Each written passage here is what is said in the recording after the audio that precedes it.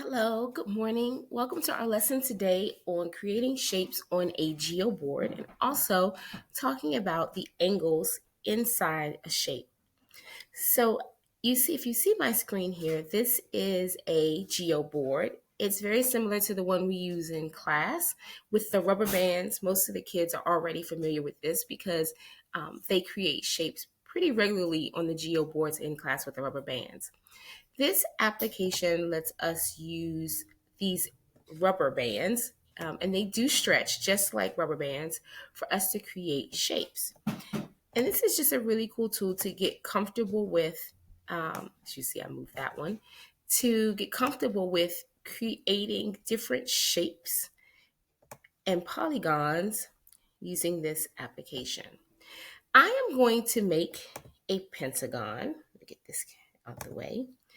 I'm going to attempt to make a pentagon to be very clear.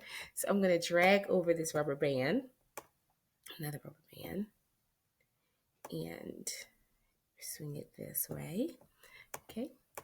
And then another side. And if you can remember, how many sides does a pentagon have?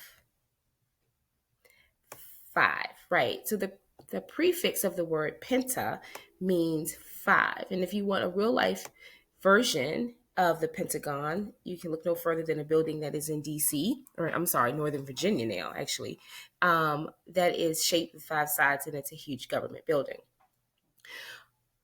When we talk about sides, we're talking about these lengths, right? But that's only one characteristic or attribute of a shape. We also have this space inside where 2 of the sides come together. And this forms a bit of a corner. In geometry, we call that a vertex. And the space that is created by those 2 lines coming together, that is called an angle. It turns out that the number of angles of a shape is also equal to the number of sides of a shape. So this shape has 5 sides. It also has 5 angles. On your lesson today, you're going to spend some time identifying the angles inside of a shape by drawing a small dot. So I've decided to use some pattern blocks, is what you'll see. It's closer to your lesson, so that you can get a little practice, or we can get a little practice together drawing the dot inside the angle and identifying all the angles inside of a polygon or shape. This first shape, what is this called? A hexagon. A hexagon has how many sides? 1, 2, 3, 4, 5, 6. Okay. And remember, we talked about the 2 sides come together. They form a corner or vertex, but they also form this space inside that corner, and we call that the angle. I'm going to take my little marker and I'm going to draw a small dot inside each angle of my 6-sided hexagon. And I should have 6 angles. Let's count them. 1, 2, 3, 4, 5, 6. Perfect. Okay. This next shape, the red pattern block, is what shape? Right. That is a trapezoid. Trapezoid. And a trapezoid has 4 sides. Let's count them. 1, 2, 3, 4. Okay.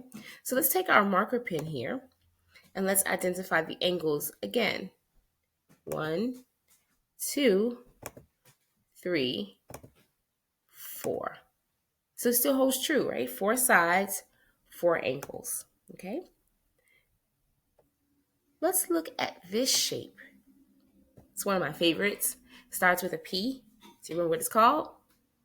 A parallelogram. The parallelogram also has 1, 2, 3, 4 sides. Let's identify its angles. And if you'll notice too, this one has some really slim, small angles. One day you'll learn about that. And we'll go ahead and tell you. It's called an acute angle. It means wide angles are called obtuse angles. We're going to go ahead and draw those dots inside to identify the angles. And yet again, we have 1, 2, 3, 4.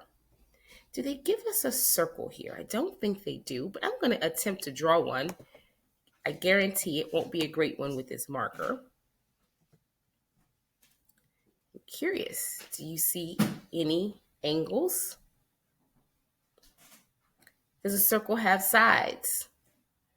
No. So there are no sides to a circle and there are no angles, okay, except the middle, but there are no angles along the outside of a circle.